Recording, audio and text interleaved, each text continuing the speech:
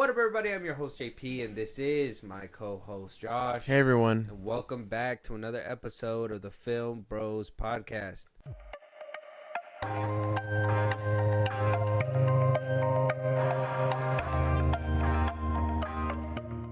Josh, if you hear me sounding like this, there might be an issue. Okay. Bleep blorp. Yes, I do sound like a robot. Good eye on you, and you know when Skynet's gonna take over. Basically, I just prepared you for when the nukes drop, because a lot of stuff's happening in this world when it comes down to what we thought last year was like a detrimental thing, because there was a SAG strike. We got our movies pushed back. You had people not wanting to work because of certain things that were happening within the filming industry. That has to do a lot, and not just the filming industry. I think the music industry is taking a hit with it as well. But AI is a big thing. I mean, we did hear this year in 2024 whole three verse song with two AI characters and their real voice. So it's like you hear those things, and then you hear songs that are like, oh, is this real? I think Jake Paul, even the lead up to that whack ass Netflix fight that they had literally yesterday at the time of recording, where like he would put videos of them two like going in, like if they're about to fight, and then they kiss because of AI. Oh yeah. That's stupid. So like AI is becoming a thing where it's like seeping through everything. And I thought I just wanted to start you off with this first video. I'm not saying it's AI. I'm gonna let you watch it. Oh, another AI thing that it's in the industry, and I can't even talk to you about because it's a whole music video. The Game put one out. He put one out for one of his songs, and AI? the whole music video is just an AI creation, which I'll probably show you off stream. But this one right here is where it's like, you let me know what you think, Okay. and what it looks like to you. Okay. This is the new Coca-Cola ad for 2024. The new December Coca-Cola ad.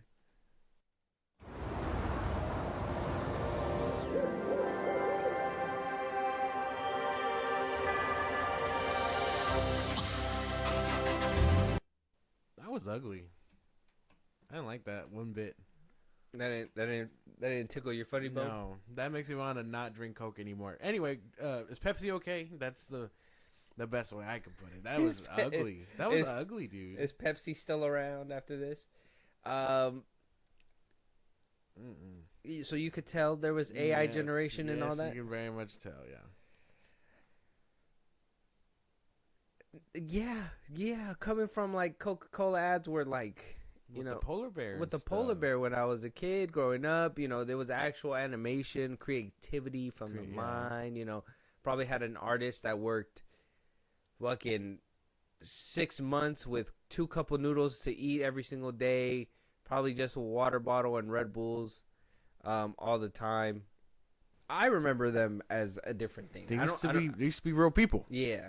This one, I mean, even the cat looked super fake. Everything looked super fake. Everything, the monkeys coming out of the water were weird. That looked terrible. The polar bears look AI generated.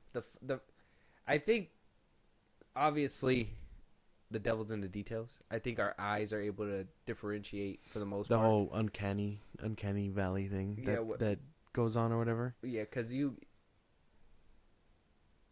we know what a polar bear looks like in real life. We've seen videos. We know, you know what I mean? We know how the fur looks. We know what it looks like. Yeah. AI is doing its best to make a recreation. And if you could tell, like, the blurriness, that has to do with AI. And then there was, like, that one scene where the cat, like, this one where, like, it opens his eyes. This fur looks fake. It all looks fake. Yeah, they're trying to replicate and make it perfect, but it's too polished, I guess. Yeah. To where it doesn't feel as real, Yeah, exactly. Like fur lays as soft as that, but it also stands up, And the cat's face, I noticed, like when it opens open, like that frame looks like terrible. Yeah, the eyes opening up frame, huh? Yeah, it's like for a quick second too, and they edit it. Because they know it's gonna like come out atrocious. Yeah, because it looks weird once it opens its eyes all the way. Yeah, no, I wasn't rocking with that. That looked very ugly. Coke, you need to step up your game. Get real people back. I swear. That was terrible. Pepsi wins this fight. I this know. round. Ever since that Coca-Cola Pepsi thing has ever been happening, it's always been about rounds. Round goes to Pepsi. 100%. Yeah. No, Pepsi commercials at least have what's his name? Oh fuck! I totally spaced out his name. Not Jim Carrey, but the other one. I can't remember his fucking name. From the Office. Yeah, no, I can't remember. The dude from Get Smart. Yes. Oh, what's his name? I can't remember his name. Steve Carell. Steve Carell. There you go. Good job. Good job. I totally brain farted on his name. My little man brain. Yeah, good job. Here. He's running through the file cabinet as we speak. So yeah, no, AI is taking over the world. All right, I think, here at the Film Bros we give this a 2 thumbs down. Yeah, that was 4 ugly. thumbs down. That was ugly. 4. Does not look good. A 0 out of 0. I don't know what rhymes with that. But anyways, check out that AI commercial, guys. We want to know your guys' thoughts. Oh, check it out because you're probably gonna see it. It's the holiday floating around, season. yeah. It was very. And I mean, if you themed. still have cable, or not ad-free viewings, you're probably gonna see it. So yeah, check it out. Let us know what you guys think. AI is taking over the world. AI is taking over. I'm gonna show Josh that music video. But I think it's called The Game. And it's called it has to do something with Brosco. So just look it up. It's a whole AI video. I'll show you after this. Okay. Moving on though, Dwayne Johnson, with his whole overly done chest puffed out, came out with all the allegations. Right, Red Notice is in theaters right now. Apparently not tracking to do too well. Not doing too hot, unfortunately. He's doing his round tours, right, and where basically GQ magazine just loves getting the tea. Recently, they had a talk with Pharrell, and they talked to him about the whole Drake and him buying his chains and everything, and they really pressed the issue. Yeah. GQ's doing it again, bro. GQ is doing it again. They pressed the issue to Dwayne Johnson, asking about that last topic that we talked about, where he was basically accused of being late, peeing in bottles to save time, being rude to people, just being a outright just diva when it comes down to being on set when certain things happen. Him, Chris Evans, and the director of Red Notice, all come out to basically defend this man, and he also defends himself as well. It's an interesting defense. Let's see how it plays out for him, Johnny. Okay. So we have okay. So we have Dwayne "The Rock" Johnson, right? Yeah. The GQ asked him, right, about the story that came from the rap, obviously, that we talked about, where he basically does those unhinged things, shows up late, pees in bottles to save time, is rude, it basically tells people to get it right the first time, you know, the little things. And he replies with, yeah, that happens. But not that at the amount and not that way. Right? That's a bananas amount. That's crazy. That's ridiculous. First of all, you said bananas, bro. I don't believe shit you say anymore, bro. I believe everything they said after you said bananas. I'm sorry. I'm showing my hand. So they go down. Jake Kasdan, who directed the film, Red Notice, said that Johnson never missed a day of work ever. He has a lot going on. He can be late sometimes, but such is Hollywood. That's the case for everybody. Honestly, I've made 3 big movies with him. I've never seen him be anything but great to every single person on set. Chris Evans chimes in right after that. Says, yes, Johnson can be late due to some of his morning workouts. But this is something that the producers, the director, and it's all his team. They all know. It's not like he's late unexpectedly, and I wouldn't even call in late. It comes in slightly later on certain mornings, but it's part of the plan. It's worked into the schedules. Everyone knows it, so he shows up when he's scheduled to show up. In terms of the guy that I saw compared to some of the things that I've seen in other movies and with other actors who are not only not conscientious of other people's time and efforts, but they're unpredictable. I found Dwayne to be, we all know exactly what he's going to do when he's going to do it. Then, when asked about the being rude accusations. Obviously, the script supervisor was the one who kind of pressed the issue. Evans basically came out and said Johnson is otherwise very polite, generous, and professional towards the crew, to everybody. And then when confronted about the peeing in the bottles on set, he said, yeah, that happens. And the actor refused to elaborate after that. So that's where basically the GQ conversation ends. Okay. We had Dwayne coming out basically saying, yeah, I do that shit. Mm-hmm. Get over it. You had the director come out and say, yeah, he does that shit, but, you know, we worked together before and I understand him. And then you have Chris Evans come out and say, well, yeah, he shows up when he wants because that's who the fuck he is. And he could do whatever the fuck he wants. And if he shows up at this time, it's because he's super busy and he can show up whenever the fuck he wants. So everybody just basically gave him a pass. Yeah, that's... okay, well, that's the thing with working with his company. Maybe that's why every movie that he does, a part of his company is because they know what to expect. And so he's not getting away with this at, like, you know, Warner Brothers or, you know, any studio he chooses to go to. Oh, well, yeah, because the studio staff is going to see that. And they're not part of his exactly. So, like, if when he works for his stuff, like his own production and stuff, he's like, oh, well, it's my time. It's my money going into this. I can show up whenever I want, do what I got to do, and then, you know, we'll call it a day. So, kind of an asshole move, but I mean, if he's doing it on his own time and you're willing to, I guess, if you're an outside actor working with him in that aspect, all you can really do is be like, oh, you know, what can you do? That's his schedule time to show up. He's choosing to do that. Yeah, if he knows that he has gym at 8 o'clock, has to be here by 9, but pushes gym a little bit further, he's technically supposed to be there when he's supposed to be there because he is not only the star, the producer. Yeah. He can do what he wants. He's strong-arming everything. It's such bullshit, bro. He did try to do this to Zaslav. He tried to get his $7 production up in there and just fucking... So he could do whatever he wants. Yeah. That's kind of... Yeah, no, that is kind of fucked up.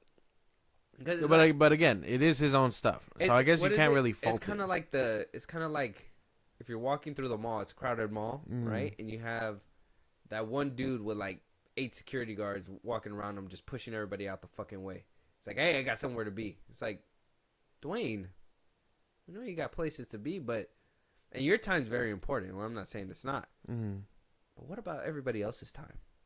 Right? And what about the respect when it comes down to, like, peeing on set in a bottle? Like, nobody wants to see your Johnson. Like, I'm pretty sure... Peeing in a bottle is crazy. Yeah, like, because the way the report, if I remember the rap report as well as I do, they basically said he stops camera, says, cut, turns around, walks into a corner, pulls it out, and pees. Doesn't leave the set. He's still on set. He's just peeing somewhere. He just hides behind something and pees real quick. How awkward is that? That's gross. I would hate if my boss is speaking to me and he's like, hold that thought. It walks into the closet, not even the bathroom, closet, and you just hear some fucking trickling happening over there. Like, what are you doing in there? And what do you think that this is? Yeah, no, dude, that's gross. And that happens. Like, what? Thank you for confirming stuff we already knew. We kind of figured. Yeah, when I heard that the first time, I was like, that does sound like something you do, right? Yeah. Like, it's not like.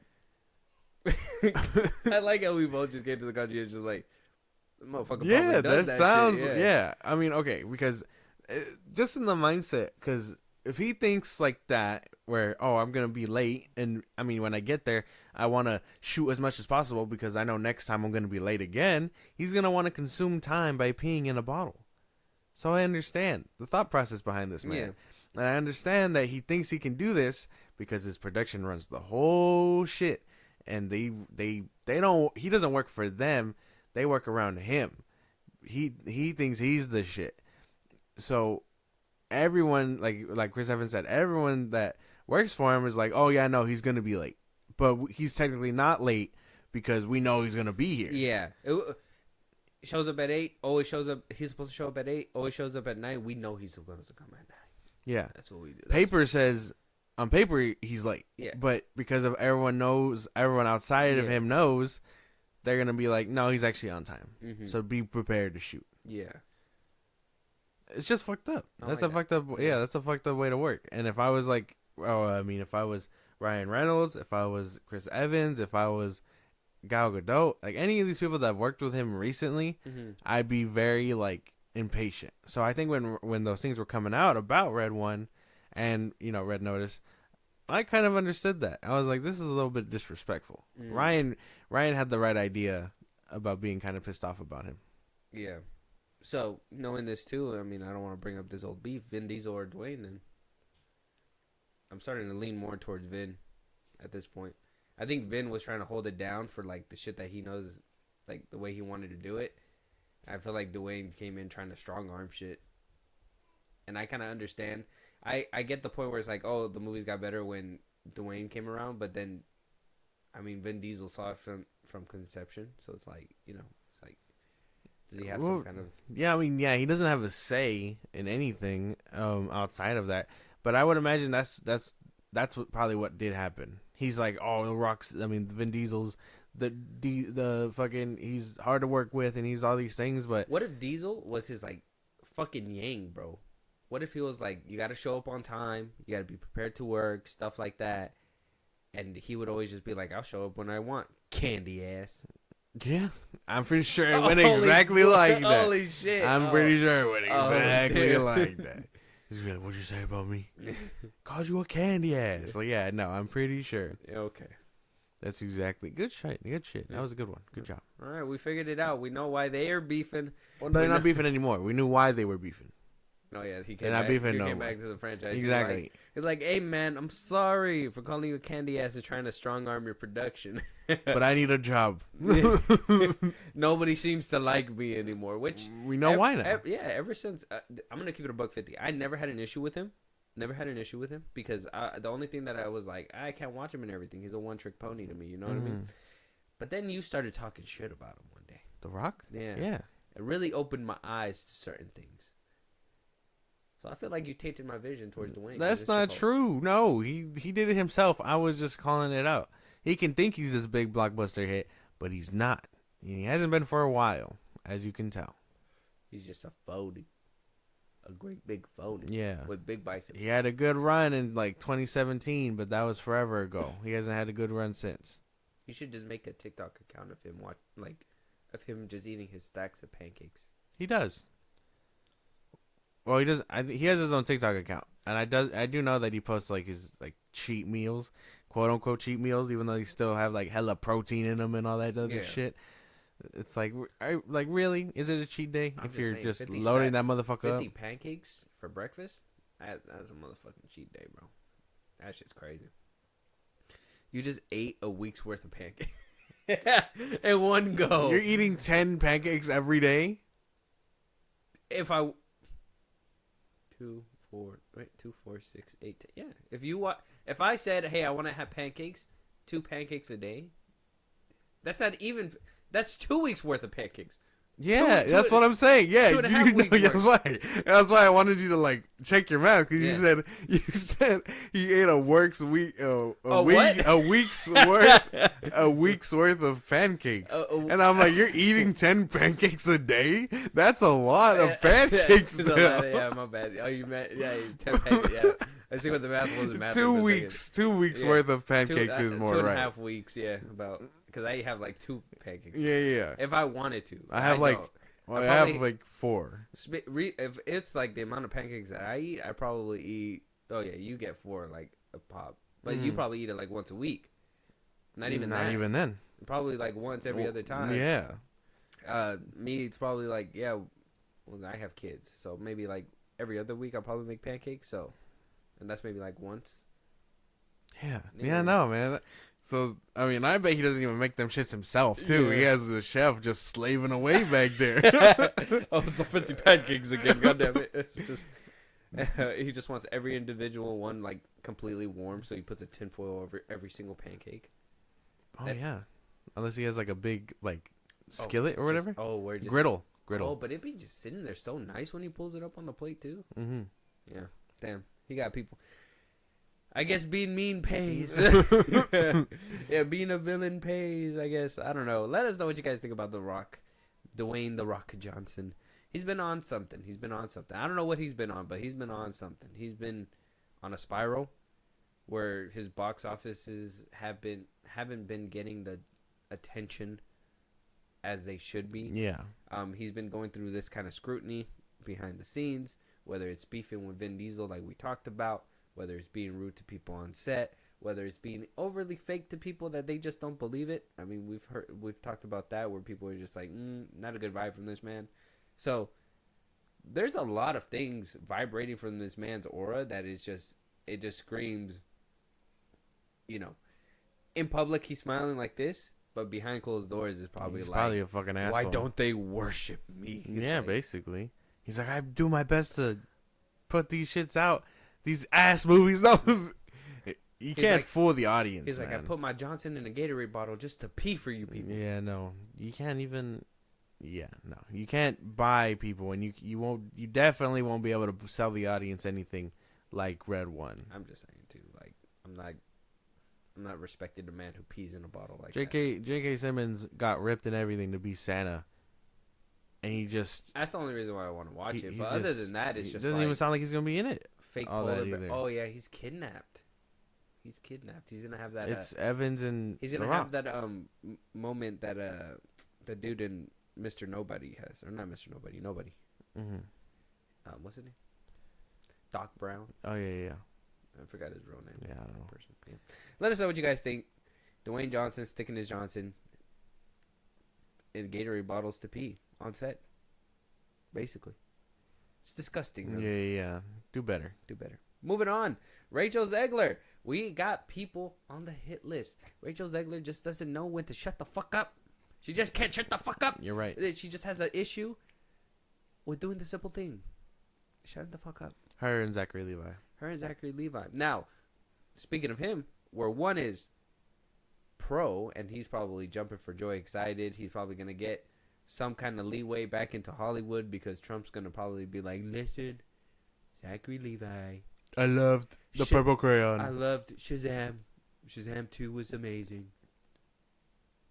He can do no wrong. Yeah. Put him in movies again. It's just be like that. Declaration. And that's it. It's over. All right. Well, we got Rachel Zegler on the other end of the spectrum, who is like, I want nothing to do with Trump. As soon as the election had happened, and I wanted to save this just to see if she was going to come back with an apology. She came back with an apology. Okay. Very, very rapidly because she decided to get backlash. Now, she has been on that whole rebound tour, right? Very quiet. This one kind of hit under the radar. Didn't hit as hard as that whole weird interview, right? The whole thing. This one kind of went under the radar because her crisis management team is A1 now. She has completely went top dollar. Disney said until Snow White releases, shut the fuck up. We got people to watch over you just in case you can't shut the fuck up. Okay. Very much whipped her back into shape, turned her around. So on Instagram, as soon as the election had happened and the re-election of one Donald J. Trump happened, she comes out to say, may Trump supporters and Trump voters and Trump himself never know peace.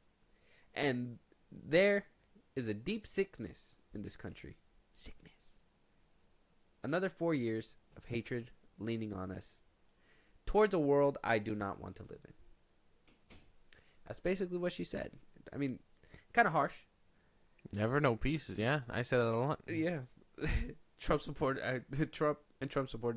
never know peace. Never know peace. It's not the worst thing. No. I mean, I hope Trump finds peace because, peace means no war, and I don't want, Oh, yeah, no. He is the war general, so, I want peace from him, so. Fuck you, Zach. like, even though I don't like this whole political stuff, and we're not going to go into whatever we picked or anything like that. That's not our cup of tea here on the Film Bros podcast. I do think... Well, you're to pick apart what she said. Yeah. I do think she could take a page out of our book here. And like I said, we're not talking about political stuff, okay? Whatever happens, my boy. We are riding the wave. Mm-hmm. Whether it's Biden, Trump, Kamala, Obama, whoever. It don't matter. we are riding the wave, and we're gonna do what we can. Exactly. If we have to make our voices heard, we'll do it in a different way, in an appropriate way, not just lash out on the internet, like how some people like to do. So Rachel Zegler decided to do that, and got slammed, body slammed by a bunch of MAGA people, and rightfully so. You came out and said, "I hope you never know peace." So they went straight to war. Like this thing was gonna happen. And you gotta understand, like, these same people that voted for Trump are the same people that more than likely hated that whole Snow White thing and the 7 random when dudes. They heard about it. Yeah. So they were basically like, "Wow, Snow White now this? Like, what the fuck, Disney?" And obviously saying, "Shut up, little girl," whatever, blah blah, all these things. Very bad stuff. So made her a week later. Made her change her tune. Took her about a week to apologize. Made her change her tune. She posted a new message on Instagram, the same place where she posted her first statement. She says, "Hi everyone. I would like to sincerely apologize for the election post I shared on Instagram last week. I let my emotions get the best of me. Hatred and anger have caused us to move further and further away from peace and understanding, and I am sorry I contributed to that negative discourse. This week has been emotional for so many of us, but I firmly believe that everyone has the right to their opinion, even when it differs from my own. I am committed and contributing positivity towards a better tomorrow." Wow. Very PR riddled statement. That didn't sound like her at all. Like somebody fucking duct taped her mouth, pulled her away from the computer, and just went away at a man in a suit. A man in a suit came out and was like, This sounds wearing a Rachel Zegler wig. We gave her a week. We gave her a week, and nothing. Yeah, no, that definitely didn't sound as. I mean, I know that it was meant to sound professional, but it didn't sound. There's a big difference. That's why I never understand these things, because there's a big difference between when they say something out of emotion like that, and then when a PR person tells you, a man in a suit tells you, "Hey, write this. We typed this up. This sounds good," which doesn't sound good. It sounds empty. Yeah, like if to prove that it was her, she had to be like, "So guys," should have posted a selfie or something. Yeah, no, not posted a selfie, but like, "So guys, I know how like last week I said I hope they never know peace. This week, find some peace." Yeah, may you find it. Yeah. I didn't know you were gonna strap up like that, dog. Yeah. I didn't know you were gonna just go see. Like all they needed at the end of that whole thing was go see Snow White at at the end of that. You just like arguing with somebody, and you go to their table and shit, and you just stand over them. And you say, "I hope you never know peace."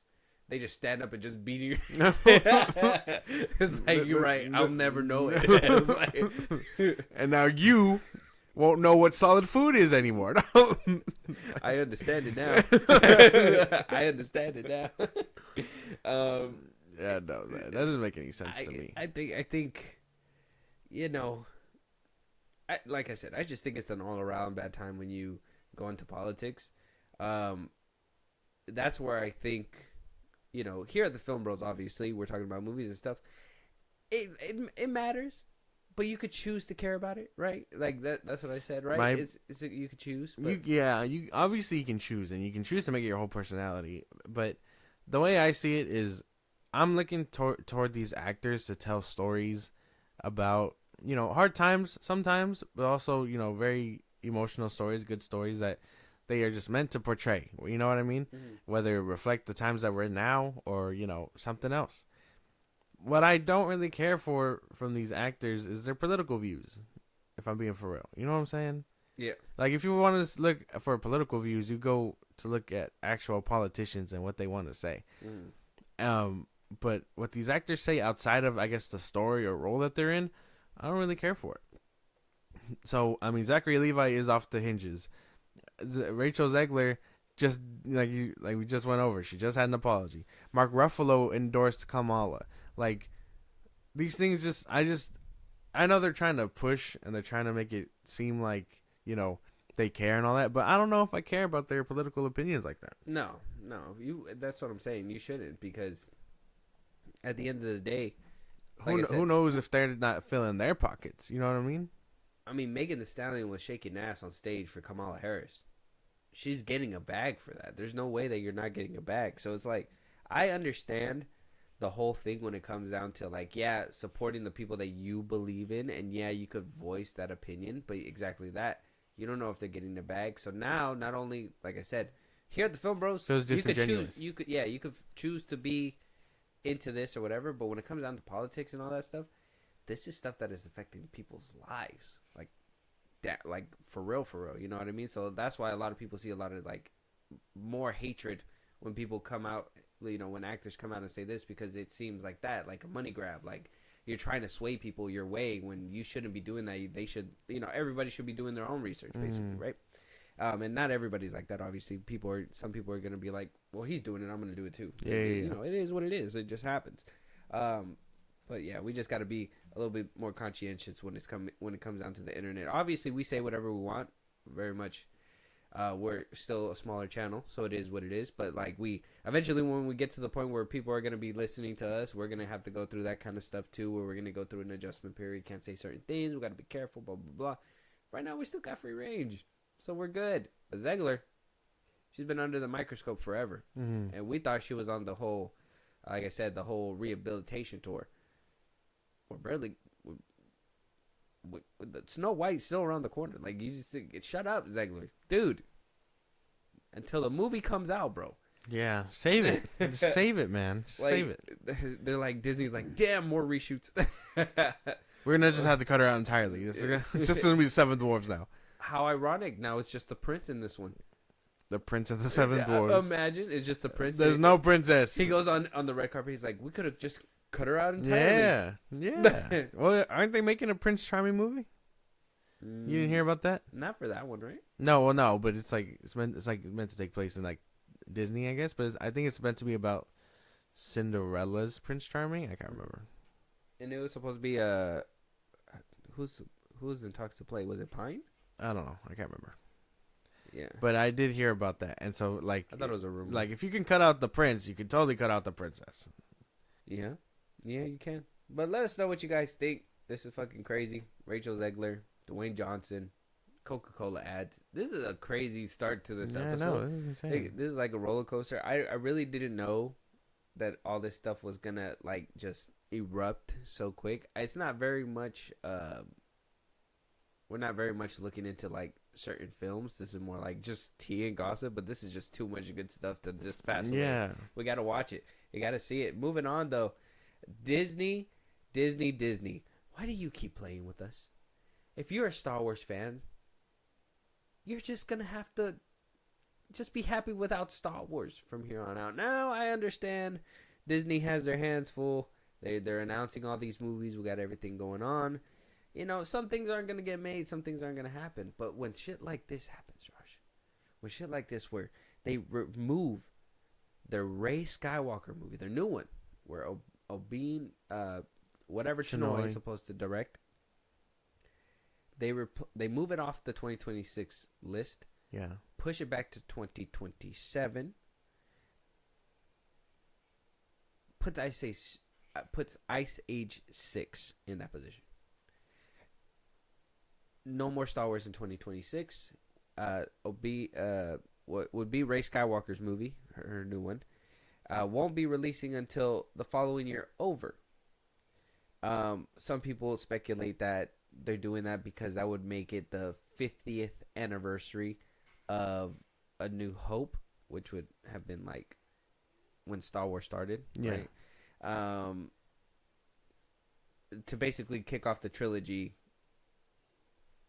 during its 50th. And we also got a little bit more details when it comes down to the actual Rey Skywalker movie. It sounded like they were like, we're taking something away, but we're giving you something. We're going to let you guys know a little bit more detail. But they completely took it away from us for another year. What do you make at least about that? And, I mean, Ice Age 6 taking its spot. That's disappointing. I mean, I know we're still, like, almost a year away now. 2 years away. You can make a movie in that time. If they started shooting next year, like even if they choose to do like August shooting, you know what I mean? August to like the wintertime shooting, you still have a whole year to pump out a movie. Yeah, I think they're thinking like we're getting the Mando and Grogu, And so they're like, well, we could save that one because that's supposed to be like the first part of a trilogy. Remember, they said they want to do a 3-parter, and they even got the one writer that we talked about last time to basically write and produce Kingbird. Yeah. And so if that's the route that they're going, they're like, well, we could do Mando and Grogu this year, and then next year, if it's true that they want to just wait for that 50th anniversary for it to release, then that's probably why. Like, this year, the 50th anniversary, but then also you get a new Star Wars trilogy. Are we supposed to get Mando and Grogu next year? Yeah, right. It's 2026. 2025. Oh, 2025. Yeah. Yeah, because I haven't seen a trailer for that either. Only the one that was at San Diego. Well, yeah, that and the first image, the first picture or whatever that we got. Yeah. Oh, no, it comes out 2026. They're filming it now. May 22nd, 2026. So, well, yeah, we'll get Mando and Grogu in 2026. Yeah, no. See, then that doesn't make any sense. Two Star Wars movies a year doesn't sound too bad. But they're too scared to make. That means we're not getting a Star Wars movie till 2026. Yeah. You had all these other shows to keep you on hold till then. But even then, they haven't greenlit anything past Andor season 2. Actually, that's not true. Ahsoka and all that. But, I mean, it's greenlit, but we haven't heard anything about, like, a release date or nothing either. Mm-hmm. So is 2025 just going to have Andor? Just Andor, basically. That's what it looks Andor like. And whatever they pump out for May 4th? Yeah, I'm trying to see if there's a new, like actual Star Wars movie. And we're getting a Star Wars comic next year. You don't read them shits. No, I don't. Yeah, A New Dawn, January of 2025. Yeah, no, I don't understand. I don't understand the thinking process. No, sir. No, sir. No, I don't get it either, man. That's ridiculous. I do understand if they're trying to kick it off with the 50th year, but it's like, dude, why? Like, can't you just hype up the next movie? But I mean, I guess it's a perfect timing. It's like, oh, the beginning of their trilogy starts on the 50th of the original trilogy, you know? Yeah, no, that doesn't make any sense. I mean, it's on paper it sounds good, but as a fan, it's like, just give it to us now. Yeah, I don't want to have to wait. Right? Yeah. Yeah, I don't know. It seems like they're too. Again, this is just them probably too scared to make a But move. Ice Age 6 in 2026? I don't give a fuck about that. Oh. My Decembers for the next 2 years are gonna be looking okay. All these possibilities. Like, watch, we got the. You don't even get that This reference. year, no. This year, we got Sonic and we have Mufasa. And then next year, there's Avatar, which doesn't even have to go up against Star Wars now. And then the following year, Avatar again, right? Back to back. Yeah. Why would Disney pin two of their iconic franchises against each other? They wouldn't. But if they did, that's crazy. And if they both come out $1 billion, damn. everyone is losing except Disney.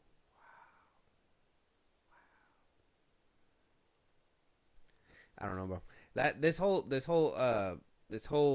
shakeup really just, you know, it's not good. It hits me in my calf, you know, like somebody like what punches, the fuck? Yeah, it feels like it's a punch there, Uh-huh. and that's because it's like, you know, we're not getting Star Wars movies. We think we're getting them back at a sooner rate, but we're really not.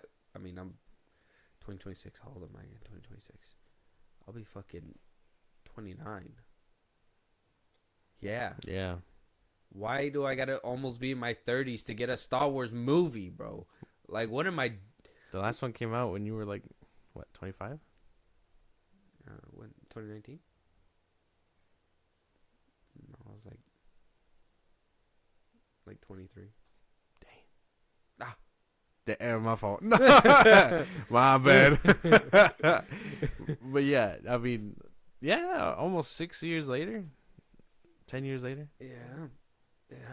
By 26. Oh, Josh, what is going on to me? Yeah, you're not gonna sound like that when you're 30, man. Relax. Yeah, you're right, huh? But that's still insane to want to wait that long. I think by the time we get that movie, we should have just about every other movie anniversary out by then. I could be wrong.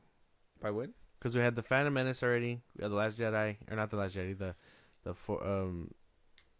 Return of the Jedi in theaters this year for anniversary. The Phantom Menace, yeah. It's those two. I think by then, yeah, we'll probably be seeing the rest of the saga in theaters. Yeah, probably. So, yeah, man. I mean, let us know what you guys think about the change up. But we're gonna go into the whole, what's going on with the movie, with Rey Skywalker's movie. So obviously, like I said, it's gonna be Simon Kinberg's trilogy.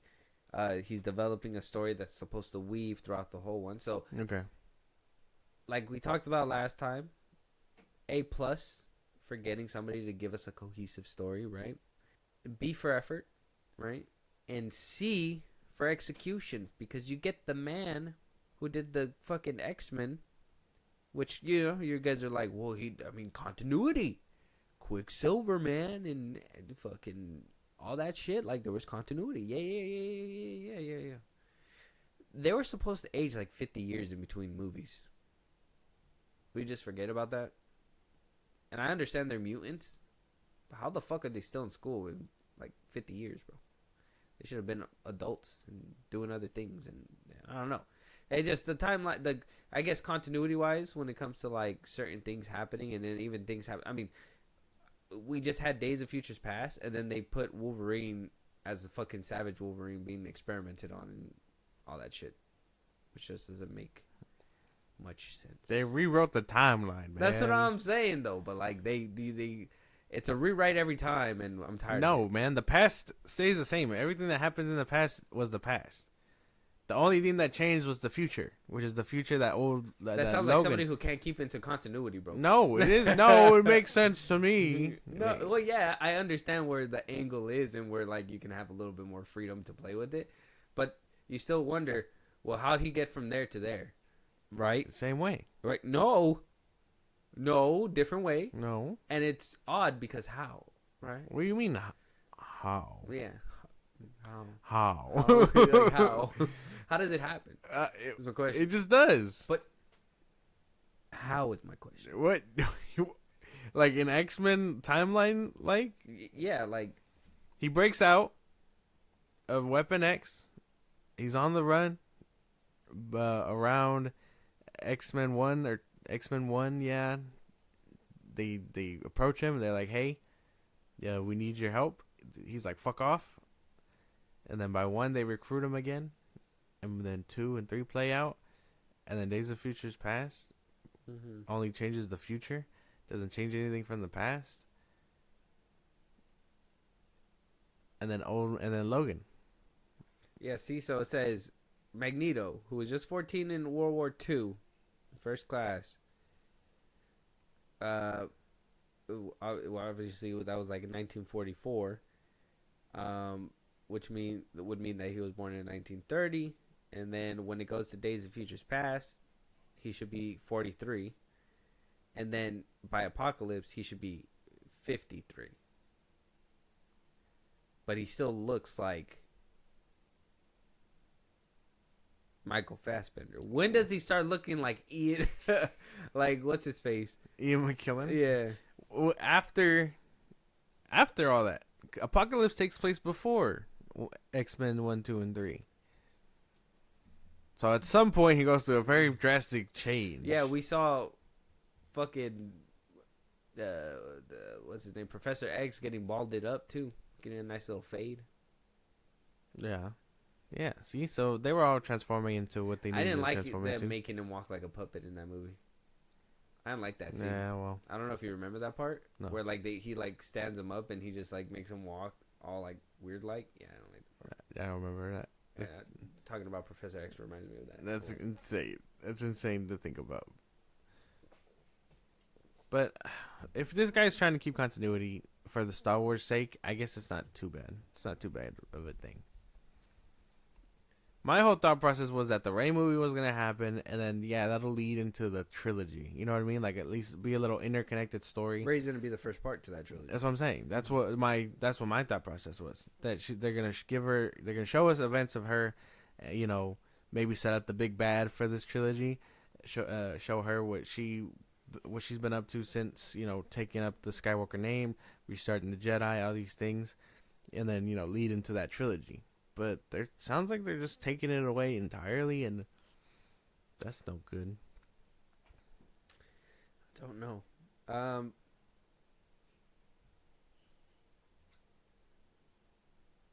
It's been a couple years, and they're ready to hit theaters again. Only problem is it took 10 years. Or it's taking 10 years. So the way they put it in this article, though, it says, as early in its conceptual stage as it may be on a collision course with Rey's standalone movie that is actively in the works with director Sharmeen Obaid-Chinoy. So wait. So is the Rey movie not the trilogy? No. It's a Rey movie, and then they're getting another trilogy. But I'm saying, I thought they were connected. That was where my thought process was going. That those movies were going to be like connected, and they were going to try and tell Rey's story. They were going to probably keep her around for another movie and a half, kill her, and then, our protagonist for the trilogy will take over. So it says, the feature revealed that fanfare in April 2023 at Star Wars Celebration in London is to star Ridley and have already been in production for not some unanticipated headwinds with writers rotating around, with obviously writers going in and out. The writer search is underway, so it's unclear when that one would go. That's why they wanted Kingberg's story. Anything to move Rey forward, but it does engender rumors in the Star Wars underground. The filmmakers jolting for characters. Ridley, for her part, recently told a Hollywood Reporter, "I feel like the new ones will be so interesting. Time has passed and a lot has changed for me personally, so it'll be interesting to come back to someone who I know so well, but in such a different moment." While insiders dispute the notion that there is a battle for Rey, there's definitely is internal deliberation within Lucasfilm as to what to do with their heir to the Skywalker next. She is the most valuable cinematic asset, in some ways maybe the only one Star Wars has right now. Cap.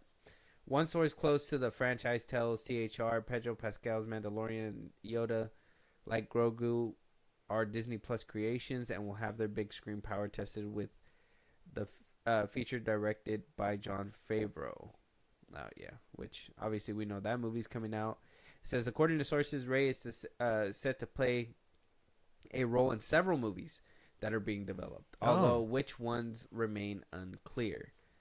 So let's start with this real quick.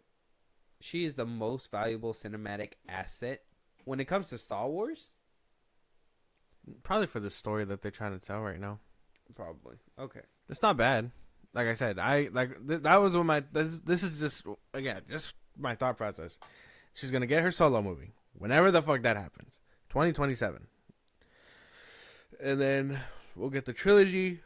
And if she's gonna be in several movies, she probably won't be the protagonist at that point. She'll be the teacher, and whatever student she picks up will be learning from her. So I imagine she's probably gonna be around for that movie, her solo movie, and the trilogy. And then she'll bite the dust eventually, but I don't know when. Oh, you think they're going to kill her? Mm-hmm. Holy shit. They're going to give her redemption. She's going to do something badass, solidify her place in the fandom, and then they'll kill her. They'll kill her. What do you think about that? Well, if she wants to be a Skywalker, she needs her hand chopped off. Easy. Oh, light work, no reaction. She could do that herself. she did it off screen. Who did that to you, Rey? I did it to myself. Earned the Skywalker name. The voices were talking to me. Yeah. I had to follow. Do it. And then Rey playing that pivotal role within different films. That is just that to me. Like I said, they gotta really solidify her as something different than what we saw in Rise of Skywalker. Do I feel like I might have a little bit of excitement and still go watch the? My Star Wars fandom in me will still go watch the movie. Am I excited to see Rey back on the screen and in multiple films? Not really. Not really. If they're gonna give me a movie, they need to make me want her back. They haven't made me want her back in a while, so that's just they did kind of ditch her. That was Disney's fault. They ditched her. They ditched her. They did. They let her to hang for like a good minute. They let her. That's right. Almost 10 years. I think this movie, her solo movie, needs to be really fucking good. Capture everything, and sure you'll get the usual fans that bitch and cry about it, but the ones that don't have a problem with her will show up and show out, and that's where your loyalties will lie, Disney. I'm telling you. But for the most part, I would imagine, yeah, they left her to hang for sure for almost 10 years. This movie needs to bang, and I would say I'm pretty excited to see where it all leads up to, not just for her, but for the era that they choose to continue the story. Yeah, like how do they rebuild everything now? Not just, no Republic, because all the planets were destroyed in episode 7. Like, almost no rebellion, no Sith. Right now, there's only peacetime and Rey to continue the Jedi Order. Mm-hmm. So I want to see her, and I want to see how they do that. I want to see how they come together all along. Post Kylo Ren and all that. No Finn. We'll probably see them, and if not, well, we know why. Him and not Pedro. Disney. Not Disney. Him and Oscar. They don't like Disney, so they don't like Star Wars like that. Not anymore. Unless the bag is there and they both show up, I wouldn't mind it. Unfortunately, Star Wars movie development has been under scrutiny for several years. Lucasfilm, Kathleen Kennedy taking fire for not developing meaningful characters beyond the first, created by Lucas prior to the sale of Disney in 2012. Obviously, we know that. And if the franchise looks forward in its canon timeline, all those beloved characters are dead and had their storylines wrapped up in prequels and spin-offs. Rey, created in the post-Lucas era, is arguably the only entity with currency on the big screen now. The closet is a little bare, says another source. Yeah, they're trying to... What was that whole thing about nostalgia? Mm-hmm. I don't believe that. Pulling all that prequel stuff up. Yeah, I don't believe that. What do you mean? I don't believe that Star Wars is all just nostalgia and stuff. I believe you can make these new stories and push past these characters. It's just they know. How do you do it without nostalgia? What? You just do it. Well, that's the thing. You killed off all the characters. You make new characters. Yeah, but you pass the baton to characters that nobody gives a shit about. Hey, nobody give a fuck about Poe by Rise of Skywalker. Nobody cared about Finn anymore. That dude that got blown up in Rise of Skywalker, what's his name? General Hux. I thought he was fucking cool in the second one, but then by Rise of Skywalker, he kind of just went out like a punk ass. So I was like, it's just whatever. Like everything was ruined by Rise of Skywalker. That them leaving it on that note and being like, "Oh, you guys didn't like it. I'm taking the ball home then, and I'm going back to my Disney castle. I'm not gonna come out." And then come out with a show a couple years later, The Mandalorian. You have a hit on your hands, and then you come out all fucking, what is it? Waistband above the waistline type shit, like, yeah, chest puffed out, yeah, and then next you know, shit starts flopping, and then you start recoiling again, and then you start scrambling, and then you start trying to figure out how you're gonna get back to the big screen. Now you all the shit that we're talking about, basically. Knowing everything that came out of it, all they have is Rey. That's all they have. There's nothing else. You ruined everything else. They just have to make new characters. And then that's how you push past. Ahsoka, people loved Ahsoka, but then they made a show, and don't get me wrong, I know you like it, but it's 50-50. It's 50-50. How do you make a character, right, that everybody fucking hated in the beginning, Everybody loved her by the end of it. Fucking loved her. And then put her in a show that makes people. Oh wait, put her in The Mandalorian. Make people still love her. Show that, hey, yeah, we got it. And then put her in a show that people were just like, eh. But do they got it? Like, you know what I mean?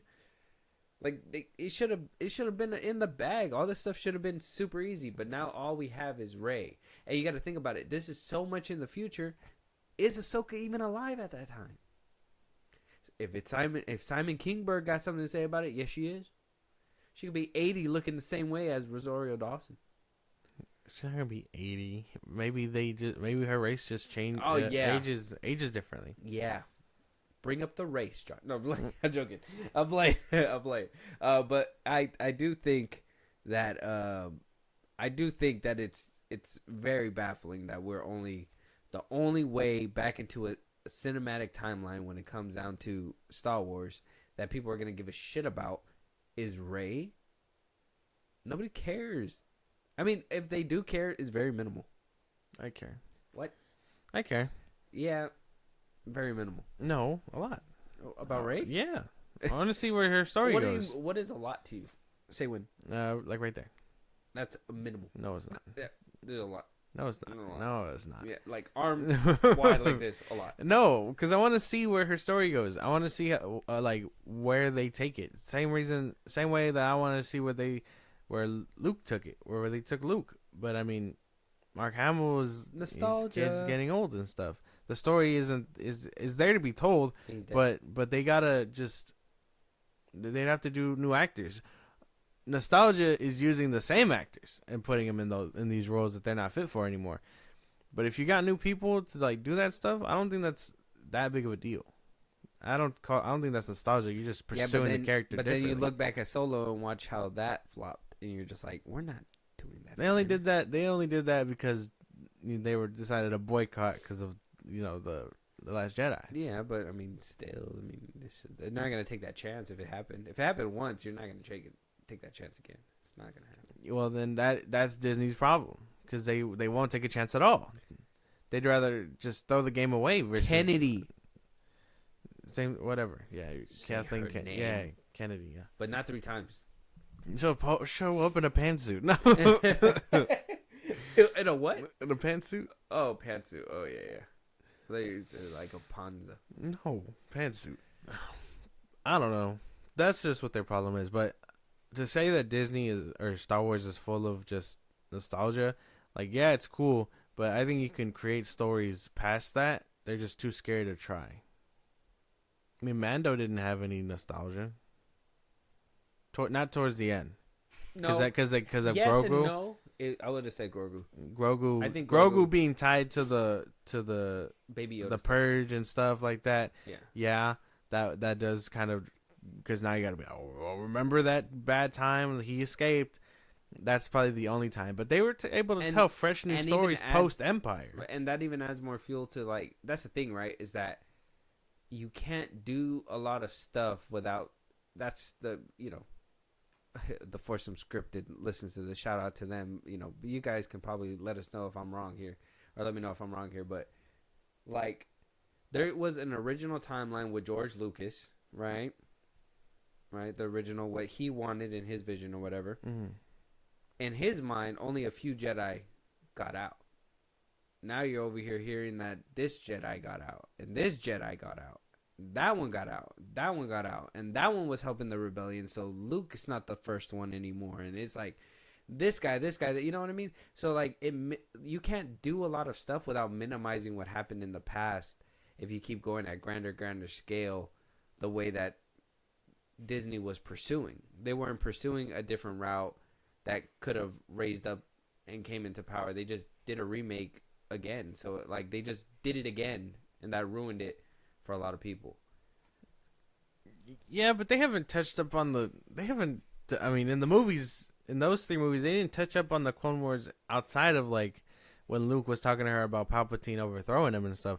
So I think when they decide to do it, there's going to be basically no ties. Rey didn't live through any of that. She had to live through First Order. This is gonna be completely fresh. Yeah, it's gonna be completely. That's new. why, so they can. This start is what they should have done a long time ago. This is what they're gonna have to start learning to do: make characters that people love and don't wasteland and don't sideline them like how they did. Unfortunately, yeah. What they should have done with the Force Awakens should have been showing Rey, finding Luke, having him train her becoming powerful. A new villain is on the rise because obviously if a hero's going up, what is it, the power balance or whatever, evil rises with it or whatever. By the third one, have a culmination of whatever happens and then move on. And then she would have been like this historic warrior and maybe would have earned the Skywalker name. But what did she do? Earn the name. And what did they do? They just fucking threw shit out the wall. Hope that it's stuck. They hung her out to dry. Yeah, which fucking sucked. And so now here we are at Star Wars, where it's like no movies 10 years later, no movement. People don't want to deal with it. People don't even want to take the chance on it. And they bring us back in, but then they get rocky again, like I said with the shows. Mm-hmm. So and now here we are having to rely on her to be the ultimate savior of the Star Wars universe. It's unfortunate. Crazy.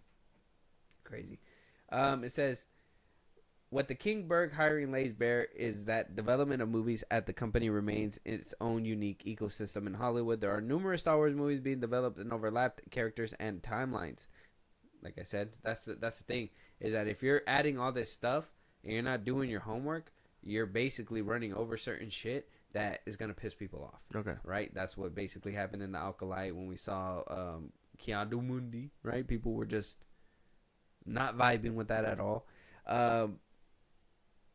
It says here they're not related, but whatever one were to come out first could, in a domino effect, impact the ones after. Dawn of the Jedi, movie that takes place before the Skywalker, may be one of the exceptions.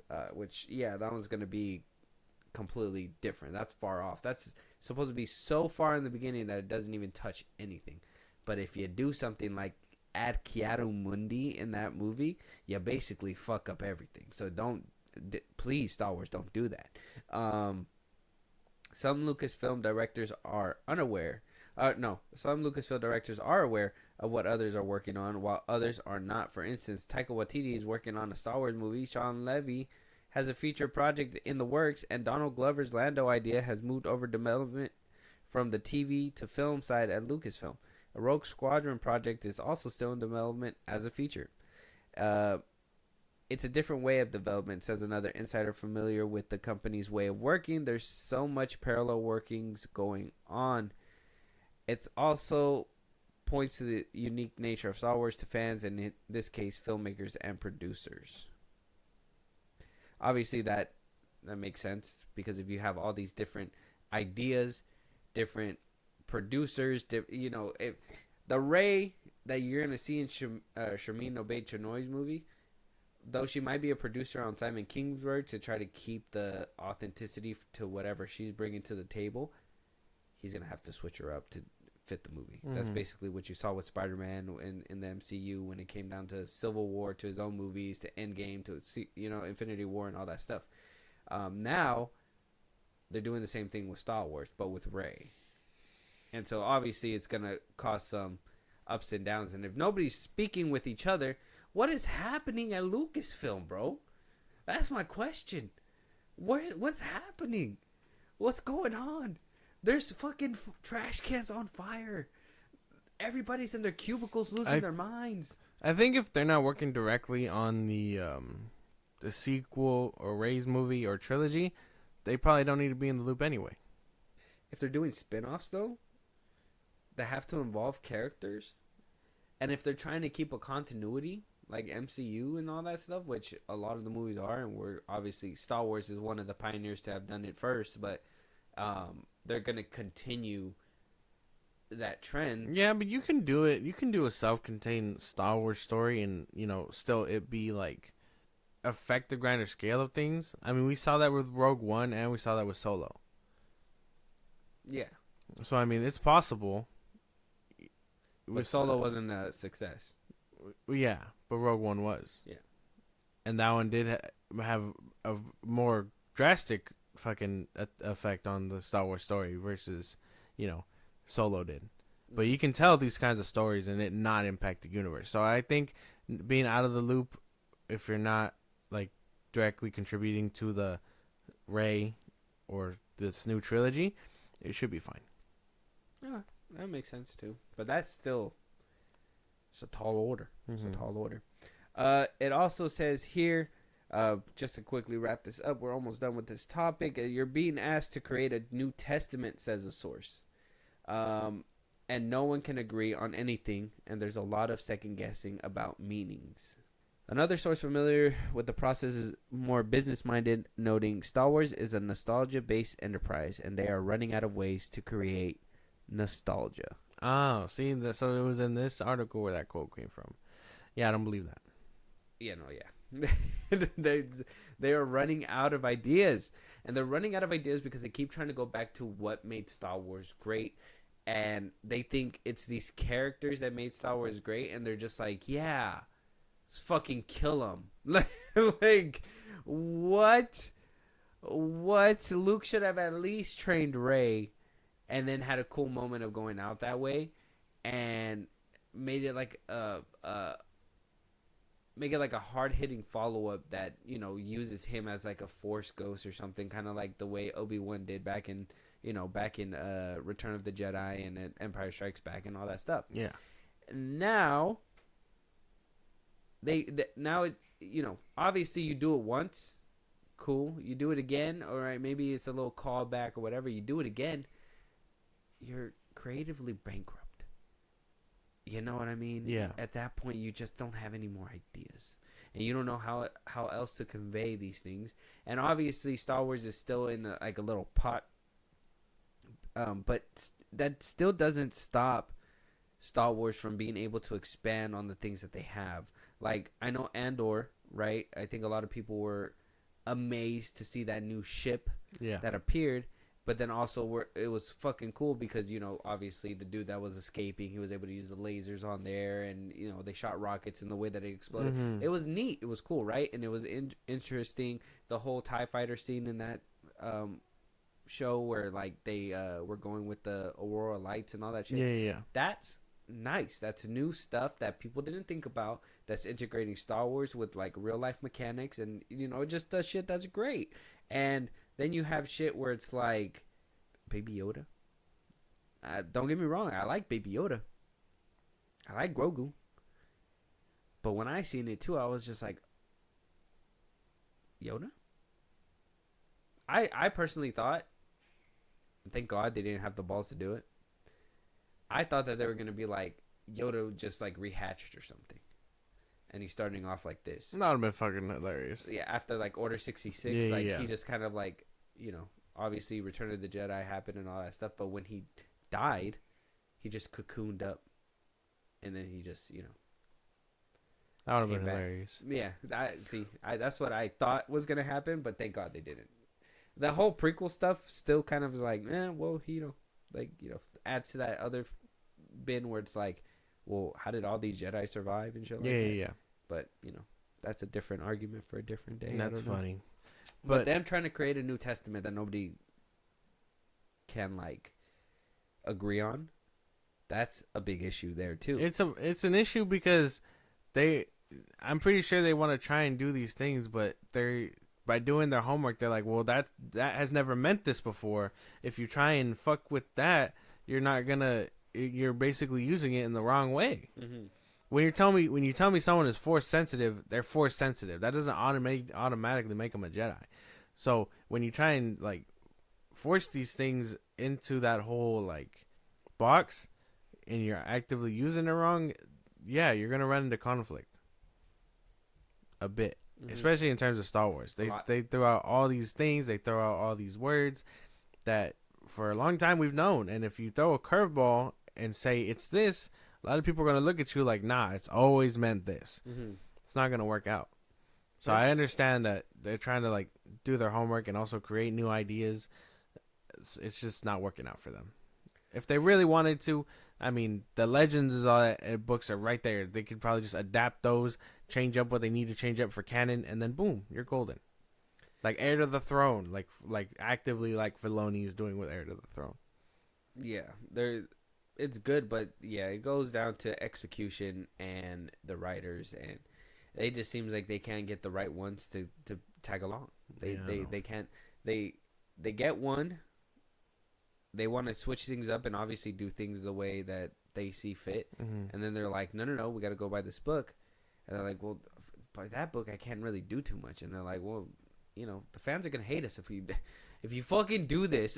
Understand what's gonna happen to us here, right? Yeah. Kathleen Kennedy's like, I can't take this anymore, so they're like, well, we're gonna get somebody else, and then you get somebody else. They don't agree, and then they leave, and then they get somebody else. So all these movies that are getting greenlit get canned up anyways, because at the end of the day, they're still not getting anybody to stick. So Star Wars to me just, it's a tough day to be a Star Wars fan. Yeah, too much inside politics about it. I never thought I'd see the day where Ice Age would have beat out Star Wars for a such a crazy thing, dude. That's a good one. Never would have seen it coming, but here we are, new day. Yeah, let us know what you guys think. Star Wars, a nostalgia-based enterprise. Is that true? Yeah. Are they running out of nostalgia? Are they becoming creatively bankrupt? Are you excited for this new Rey movie, knowing that it's not completely connected to the trilogy, but they will use her in multiple movies in different capacities, which means that we will see her in the trilogy. Just she'll have a solo, and then she'll be able to be in the trilogy. What I imagine, yeah. Maybe different spin-offs as well. Who knows? Let us know what you guys think, though. This is a lot of Star Wars news. Once again, shout out to The Force Unscripted. Yeah, shout out to you guys for sure. Every time we talk about Star Wars, shout out to them. Moving on, though. How to Train Your Dragon. We're getting visuals. You've never seen the movie. No. We talked about this when they were first developing it. We were like, are they doing a frame-by-frame shot? Well, a lot of leaked images from, I guess, what was Red One's movie theater, where I guess that's where they started playing the trailers for this. It's not out on the internet yet. It's just in movie theaters. I guess that's a good way to make it like so people can go buy more tickets, right? Like if you want to see that new trailer that you can't see anywhere else, go to the theaters, or maybe get it cam ripped or whatever. Who knows? It's up to you. However you want to do it. We don't endorse that. Wink, wink. Yeah, let us know. But we got little images, right? I don't know if you've seen the ones with Toothless in live action. I did see that one, yeah. Looks like they're going shot by shot recreation. It does, honestly. Yeah, it does. Honestly, I haven't seen the movie, but from what I've seen when they put it like side by side comparison, it looks like they're just reshooting the movie for live action. So I guess you can't really be too mad at that. I think we're probably just gonna run into minor changes along the way, but that's about it. You said you've never seen these? No. You still haven't? No. Are you planning to? Yeah. At some point, yeah. Maybe you should do it before this live action remake. Yeah, most likely, yeah. I've only seen the first one. I could see the other two. I haven't seen the other two. I wound up watching the first one with John. Yeah, recreating is not a bad thing for me. If they manage to do what Disney doesn't do, it's gonna be crazy. Yeah, because a lot of the times people just want to see what happened in there in real life. Yeah, but then you get the people that are like, "Oh, that's boring. You just did it again. Yeah, There's no creativity." But I'm just like, no, I very much like this story and just kind of want to see it in live action. Yeah, it could work out. I don't know. It could be something interesting. I don't know if I have that gripe because there is some stuff that I want to see from animation to live action that just would translate very well. But sometimes it just doesn't work out. So all right, and obviously, like I said, I haven't seen the other one, so I mean, this is exciting and all that stuff. But this is gonna kind of bridge back to what we talked about in the beginning with AI and all that stuff. One of the technologies that are like new and up and coming is kind of like this. Translate this to that. Would it be a bad thing if they make like an animated movie, like say How to Train Your Dragon or whatever, they put it out, but then they animate it, do all that stuff, but then put an AI version of live action with it. You know how they basically did with Logan, the regular and then the black and white? Yeah. But instead of that, it's an animated version that they take the time to make, but then they just translate that to AI live action. And it, obviously it's going to be, it's a huge process, obviously. You're going to have to pay actors, faces, recognition, whatever, blah, blah, blah, in order for them to be there and just use them for AI. But if it looks good and looks great as in the movie and it works with AI, would you be okay with that? No, because I would imagine, because I think after seeing what I've seen with AI, it would look ugly. It would look very unsettling to watch. Mm-hmm. I don't think in any form, whether it's live action or animation, that unless it absolutely gets perfected and it loses that ugly ass frame rate where it's just the head moving and not anything else around it, maybe I could see it. But if it's just gonna be that for the whole time, I don't want it. It would have to be like the most polished that AI can be. Shit. I mean, I'm trying to think of like. Well, it probably doesn't look good today, but I remember like a revolutionary thing was Beowulf. It was crazy because it was like it was kind of like Polar Express 2.0, where like they basically took that technology and upped it to like 100, and they. It looked realistic, looked crazy. I even think like nowadays, kind of like that Secret Level trailer we watched, that looks pretty real too, like even for animation. So we're getting to the point where we're getting close to like it being real. Video games, like The Last of Us, dude, that shit looks super real. I'm like, dude, I'm sweating because you're sweating. I thought I was gonna get clicked up. Oh. Pause. What do you mean by that? Pause. Clicker cheeks is crazy. No, sir. He ain't a clicker that's clicky. Like, keep clicking. Yeah, man. I personally like thinking of that. I would say that as well. Like, if it becomes perfected to the point where like it's basically like a flawless film, like it looks good. Movement happens, kind of like an animated film, but just live action. Like live action, just live action, right? Obviously, like I said, this technology is kind of improving. I think even James Cameron said that he's teaming up with an AI company. I think Warner Brothers is also teaming up with another AI company where I think this is going to be a possibility. Yeah, I don't know about all that. I think you're going to see literal understand and watch how crazy this is going to be. You're going to see literal Dragon Ball Z fights in live action. Only because people are going to get a hold of this technology and put it on YouTube, where they're just going to translate whatever, Vegeta versus Goku, whatever the fuck, and to put it in live action. That would be kind of crazy. That would be kind of crazy. Yeah. So, I mean, we're getting to that point. But yeah, check out these pics. We're getting toothless images. We're getting little pictures of, what's his name in the movie? I don't even know. Hiccup. Yeah. Live action Hiccup. There is a trailer out right now, and I think it's also going to be playing in front of Gladiator 2, but I think that's when it's going to also release online as well. Yeah. So just wait for that trailer, and then we'll probably react to it as well to kind of see what's the difference. I highly encourage you to probably watch the first one before the trailer, so maybe we can get that side-by-side comparison. Okay. Moving on, though, we do have Zack Snyder coming back to Netflix. He's never leaving. Now, I know a lot of people are going to say, hack Snyder. Mm-hmm. He can't get work. He's on Netflix. He doesn't work with Warner Brothers. Yeah. I mean, even though he does have a deal and he's going to be coming back pretty soon. But for 300? Yeah. Still, they're like, hey, man, you can't get work. Straight to streaming. Whatever. Yeah. They ripped his Superman suit. Fuck you guys. I hate you. I'm done with this mic, bro. I made myself mad. No.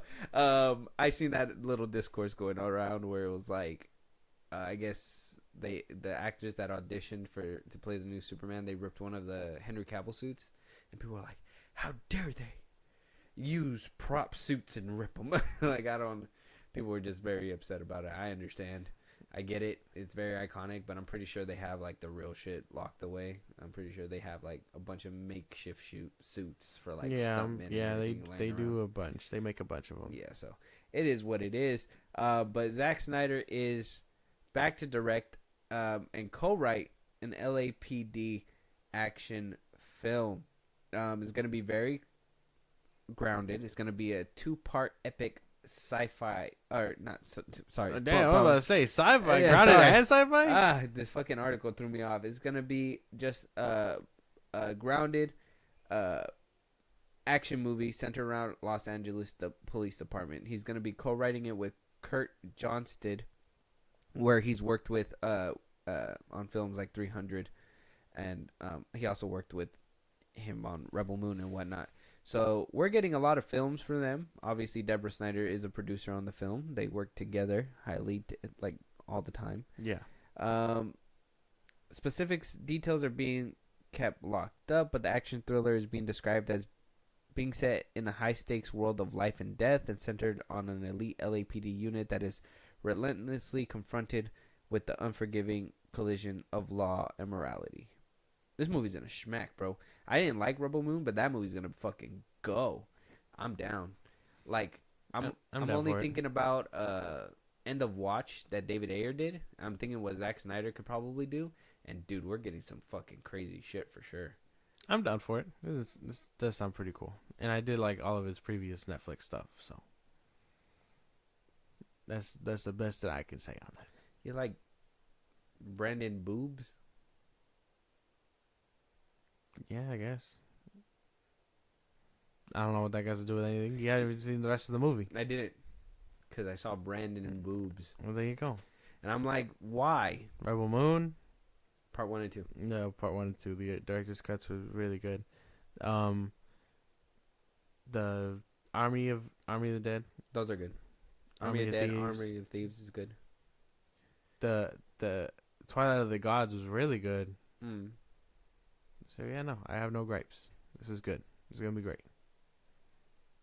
I haven't even seen Twilight of the Gods, but he did lose me with the Rebel Moon stuff for sure. That shit. What a hard feat to do, because I was really riding for this man, and then he did that, and I'm like, dude, you fucking make it hard, bro. That's just my thing. He makes it hard. And it's like, pause. But it's like, why, bro? Why? Why am I hard, bro? But I don't know. I mean, a lot of people were shitting on this and stuff, but I mean, he has a deal at Netflix too, so yeah. He's not a producer. Yeah, it's not that hard to make sense. But it's good that he's going to different ventures. Obviously, coming from Sucker Punch, obviously the DC universe, to Army of the Dead, which is a grounded, but also, you know, not too grounded. I think the closest he probably got was Army of Thieves, but he didn't direct it. So it's like, you know what I mean? Now he's getting time to do other things. Man, who knows? Maybe we get a fucking Zack Snyder rom-com. That'd be interesting. I couldn't see it, but that would be interesting. See what kind of like jokes he can make up. I don't know. I don't know anything about that, but I'm down for this. A cop LAPD action thriller sounds pretty cool. LAPD. Not even New York, Los Angeles. It's true. Yeah, I'm down too. Let us know what you guys think, though. We're getting Zack Snyder, right? We're getting Zactivated again, right? Not to be confused with Captivated, but you will be captivated by this activation. So it is, damn. Is what it is. Yeah. Well, spitting. Right. Let us know what you let us know what you guys think. Are you excited for this? I can only, like, if I'm brutally honest, it's because Zack Snyder and David Ayer probably have like the same vision in my head. So I'm like, if David Ayer did End of Watch, I'm pretty sure Zack Snyder's gonna bang with like whatever he puts out with this. So let us know what you guys think for sure. Moving on, we got a slew of Marvel trailers, but before we do that, we got a Mission Impossible Final Reckoning, the Final Reckoning, right? What we thought was supposed to be Final Reckoning Part 1 and 2. This will be the Final Reckoning. A lot of rumors, and T is going around saying that he's trying to pass the baton to Glenn Powell, which, you know, that's just rumor, so we'll have to wait and see when something pops up with that. But for right now, we got the Part 2 to the Part 1 of the finale of the Mission Impossible series. for Tom Cruise? Yeah, I did see the other one, the first one, part one of The Reckoning. So it wasn't the worst, but also wasn't the best. So hopefully this one just ups the bar a little bit. I'm pretty sure this. I like it felt like part one was holding back a lot of stuff, and I'm pretty sure they put it all in this one. Okay. They were like, yeah, no, this is supposed to be the build up. We can't give them that whole finale because, like, what are we gonna have for the next one? So that's what I'm thinking. Hoping that it does bang because if I'm willing to watch the first one again if it is that slow climb to an epic conclusion. You know what I'm saying? Yes. So let's get into it. I'm ready. Let's go.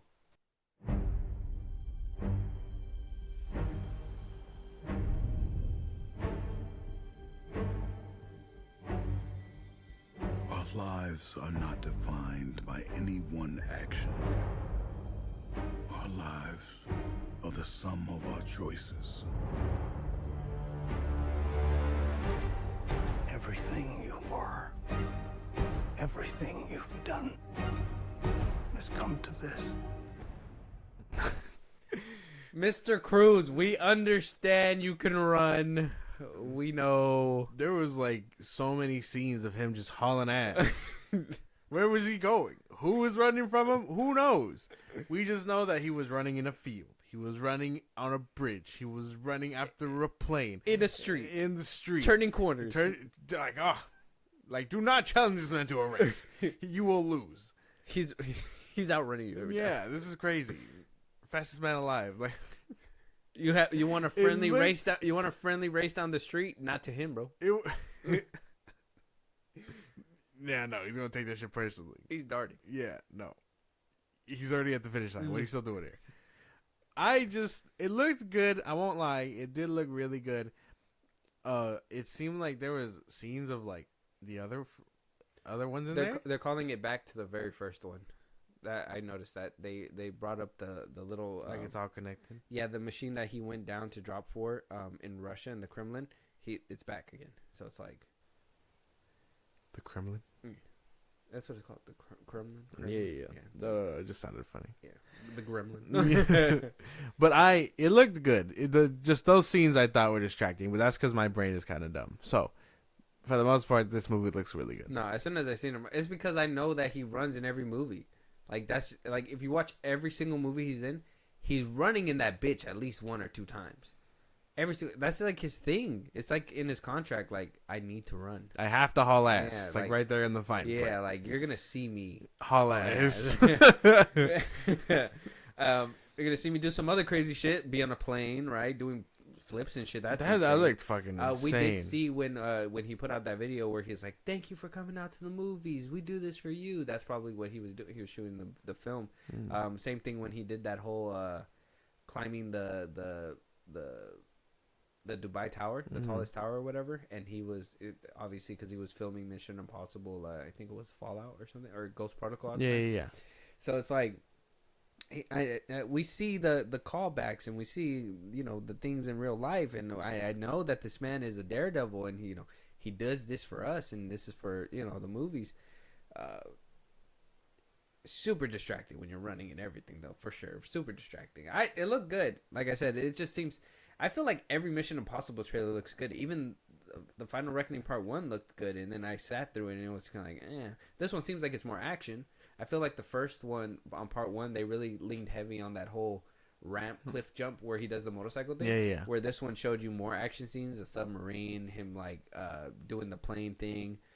It just seems like they're trying to show you that this is going to be that up the ante. Yeah. So I can't be mad at that. It looked really good.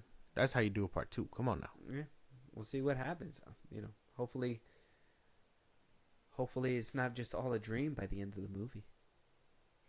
Let us know what you guys think. Watch Mission Impossible trailer. You know how fucking annoying that would be? Yeah. He's like, thank God I never took that mission. No, he just wakes up. Yeah, and it's just young Tom Cruise again. It's just young Tom Cruise. It's from the first one, and he just... Should you choose to accept this mission? Nope. Yeah, no, I'm good. Throws it in the trash can. It blows up behind him. he has that Paul Rudd moment at the end of Quantumania. Sorry.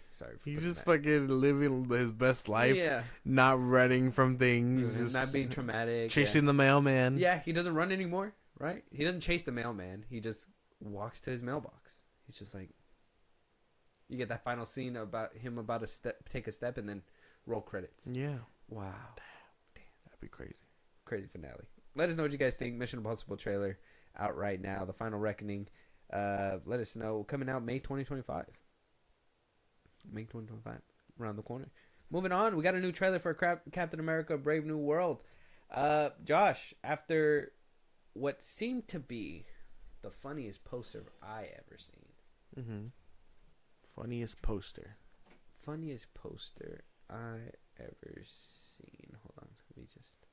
After the funniest poster I have ever seen when it comes to this, right?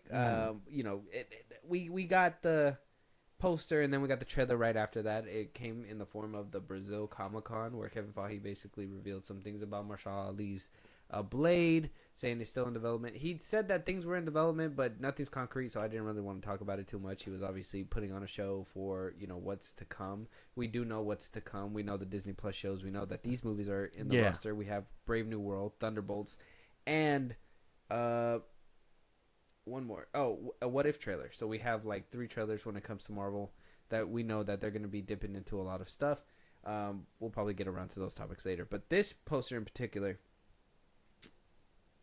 Red Hulk punching Sam Wilson's Captain America, his shield while he's behind it, holding it down back there.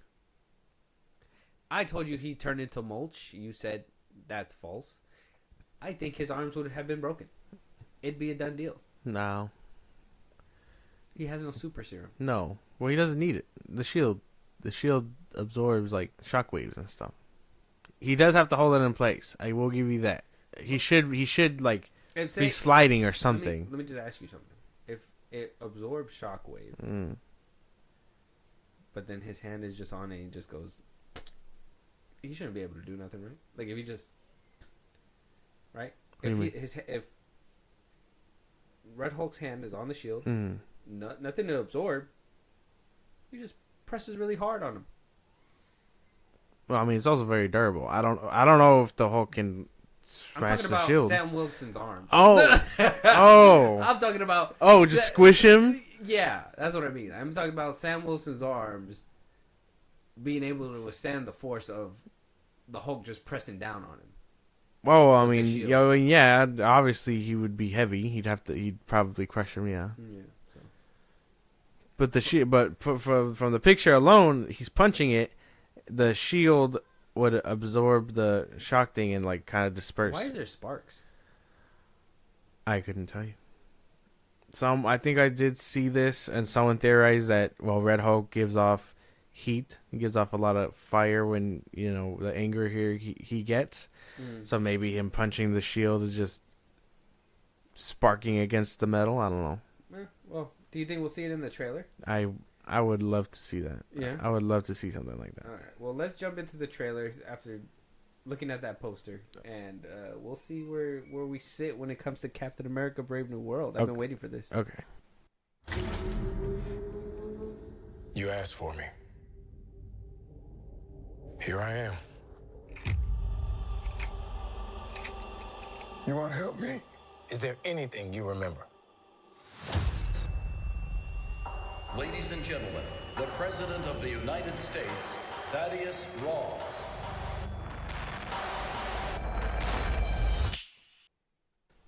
Oh yeah, so he does radiate fire. He burned up the whole thing as he was changing. If you saw it. Mm-hmm. Yeah. That looked. It doesn't look bad. It looks shitty. I guess okay. So the story and stuff doesn't. The story and the characters seem interesting enough. The visuals look fucking atrocious though. Yeah. The best. Did all the budget go into Red Hulk? I don't know. That's where he dies. That's where his legs break. You saw how he supersonic to the floor and just does a superhero landing? No, his legs broken, brother. No, the suit disperses the shockwave in the next scene. Oh, is that what happened? That's what happens with vibranium.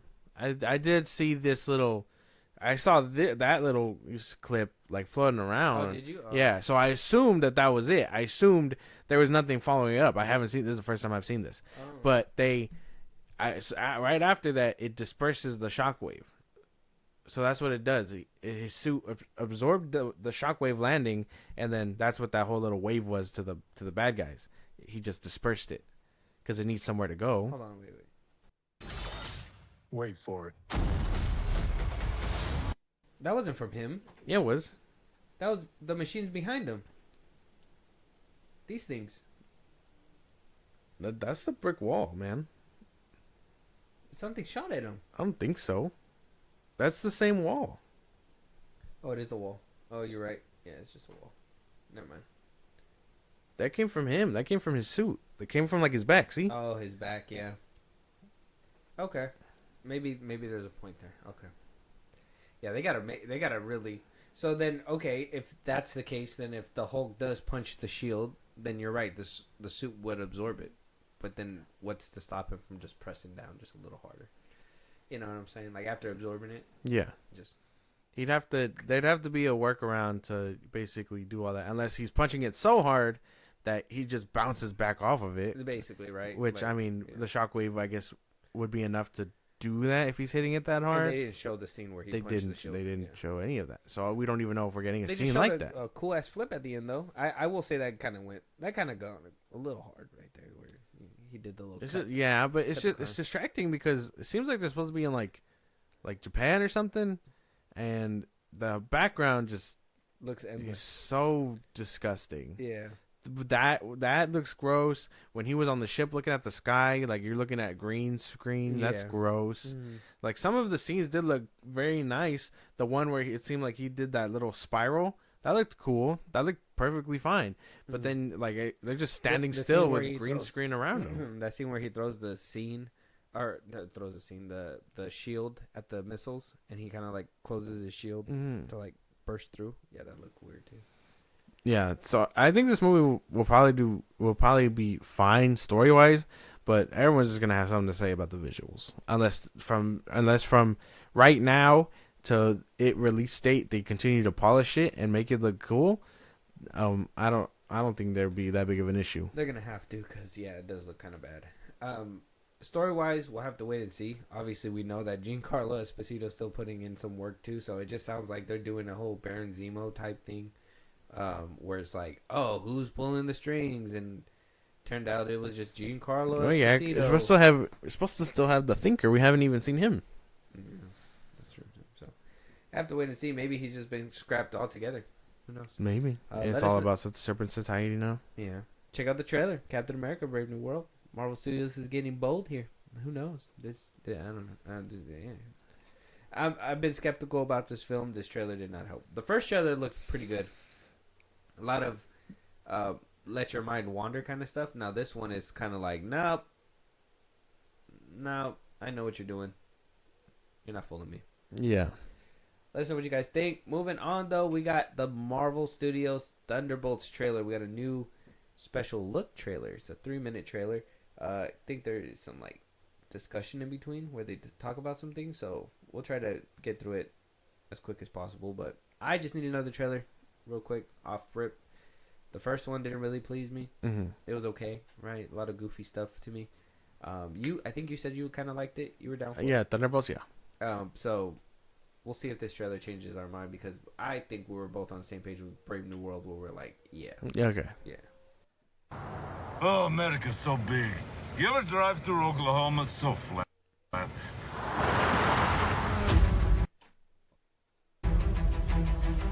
You got a convoy approaching fast. Step on it.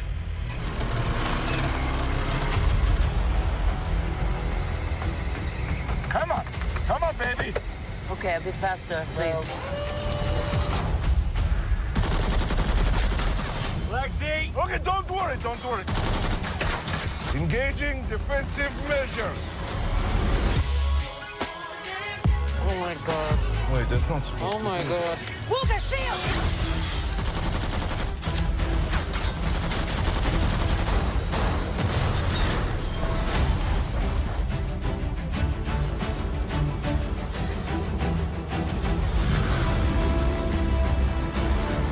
Is that Bucky? It's a Winter Soldier. That guy is so cool. We called it. It's a Suicide Squad remake. Marvel Studios said, "Hey, we could do it better.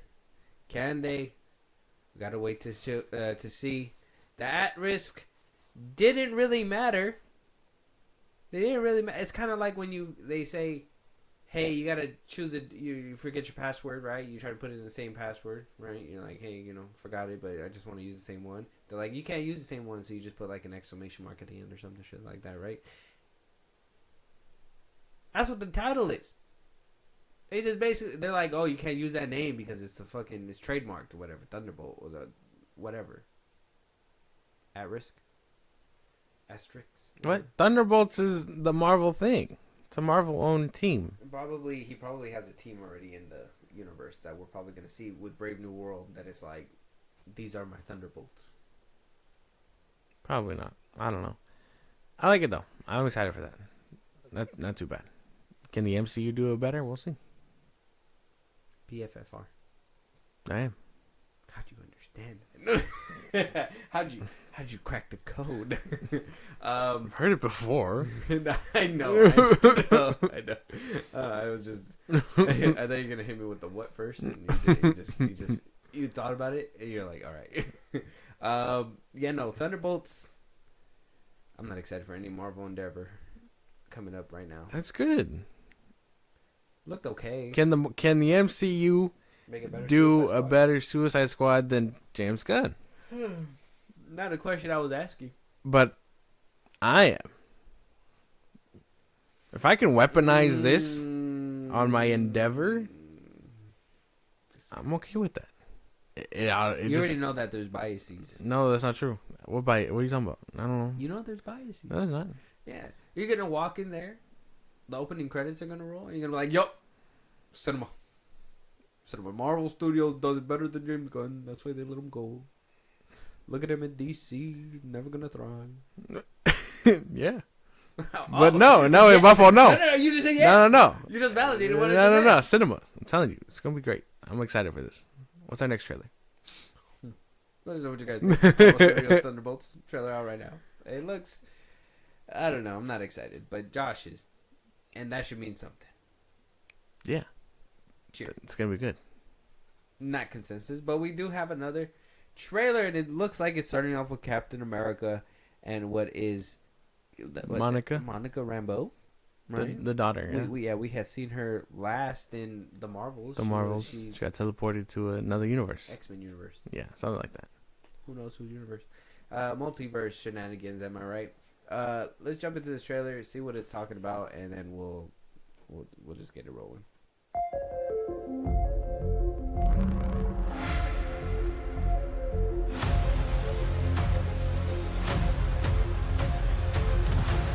Let's begin. Up for an adventure? Always. Storm with abilities of fucking thunder? Fucking Thor's hammer? That is so vicious. She will never die. That is Mother Nature. That look cool. Storm technically has his powers. What is she now? Should technically be a god times 2? She just has a cool hammer now. What? Me. Okay, go. Me. Go. Pick Okay. me. Okay, yeah, you. Me. You in the blue hoodie. Go. Yeah. I thought this wasn't supposed to be a connected universe. I thought we were just. No, it is. But in the beginning they said no. Well, they're fucking ridiculous. They lied to us. Well, we don't even know if that's if that's that Storm. We don't know that. Well, I mean, not X-Men, but like I'm talking. Oh, you more mean like What If? Yeah, What If? Like, dude, no. There's supposed to be different stories being told across the universes. And though I'm excited to see some of them like obviously culminate to something nice or whatever. I thought this was just gonna be a bunch of like different stories, random situations, shit that's happening, whatever, blah blah blah, that leads up to whatever, and they just I don't know. It looks fun. That's what I'm saying. This is so disappointing. You're telling me endless possibilities is ending? Hello? Does that make any fucking sense? I think the Marvel probably just got tired of animating it. Yeah. If this is the route that they're going, shit. X-Men 97 might just get 3 seasons. Probably. That's so fucking lazy of them. Honestly. 8 episodes. You're doing it once a year. It took season 2 years to come out. And they're putting it out one day until Christmas. So whenever. That's so yeah, no, that is as creatively bankrupt as you can get when telling what if stories. Like, what if someone else became Moon Knight? What if someone else was Captain Marvel? What if this happened? Not, oh, let's do these things, make them into this fucking cosmic Avengers, and then, you know, that'll be it. That's so boring. You know how much story you would have to tell in order to, like, kind of set you up for those episodes, which I understand. Scrolls, bro. Season 2 already did all the work. Yeah. Season 2 did all the work to, like, set up Captain Carter and that one Indian chick. I can't remember her name. But the one that, like, got superpowers or whatever. Yeah, no, that fuck, dude. Like, interesting premises for the show, but, like, it feels so in the box. Like, when I think about Bucky and Red Guardian interacting, it feels nice, but only by MCU standards. You know what I'm saying? Yeah. Like, it's so in the box, you expect them to do that. I don't know. That's crazy shit, man. Am I excited? Sure. Just because I enjoy some of the episodes, but one of the creatively bankrupt is crazy. One of the comments said, "Infinite possibilities, 3 seasons." Yeah, coming to infinite possibilities coming to an end. Make it make sense. Infinite coming to an end. Yeah. Come on, bro. Yeah, like, how do you? Why even start this endeavor if you're just gonna end it so fast? It doesn't make any sense. I don't know. By this point, Marvel Studios just seems like they're fucking up. I'm ready for Daredevil. Yeah. I'll probably watch this because I watched season 2, but I mean, it's not on my. There's only certain episodes that I'm interested in turning into. Yeah, like that Red Guardian one. Kahori. Yeah. The Red Guardian and Bucky one looks cool. I like that Midwestern one. The Western one looks cool. I mean, I think. Why do I give a fuck that the Avengers have a Megazord? Hello? Yeah. See, he doesn't have a serum, so he needs a Megazord. That doesn't make any sense. It just makes him. Captain Marvel has powers, and she has a whole Megazord too. No. Yeah, but it's only to make him not feel bad. That's insane. Yeah, because he's just like a Power Ranger. I'm saying. They picked the wrong guy. You see Bucky in the other trailer doing some cool fucking shit. Oh, that guy's so cool. And you see fucking Sam Wilson landing on his feet and shit. Who cares? Wait for it. Bucky fucking ripped a car and flipped it over. Yeah. See? Who should have got the shield? Vibranium arm versus Vibranium shield. # Bucky should have had the shield. All right, man. Let it go. But yeah, I mean, not that I'm too excited. It just, I feel the same way I felt about season 2. Just average, and I am probably just gonna check it out. So, Infinite possibilities, 3 seasons. It's crazy shit, man. May Fahi never know peace. Yeah, no. Let us know what you guys think though of the What If trailer. Check out the Thunderbolts trailer and the Brave New World trailer. We want to know your guys' thoughts. Let us know what you guys think about all the topics. Josh, let them know where they can talk to us. Give us their comments. Give us a movie they want us to review if they just want to chit-chat, and then catch it live one of these days. We couldn't do it today on this episode, unfortunately, because of the fact that we were going through some technical issues, but we are going to get on it. We will, like I said, commitment. We got this. Mm-hmm.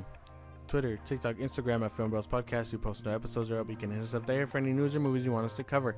Buzzsprout links in the social I just gave you. It's like a Patreon. Subscribe to help the show grow. Greatly appreciate it. You can listen to us anywhere you get your podcast at Film Bros Podcast, Spotify, YouTube Music, Apple Podcasts. You can check us out anywhere that you get your podcast. Be part of the conversation. Twitch every Saturday. Like I said, we did have some technical difficulties, but we are getting back up to it. Join the conversation there. And when it's not said and done, subscribe to our YouTube at Film Bros Podcast. And with that being said, we'll talk to y'all in the next one. Talk to you guys later.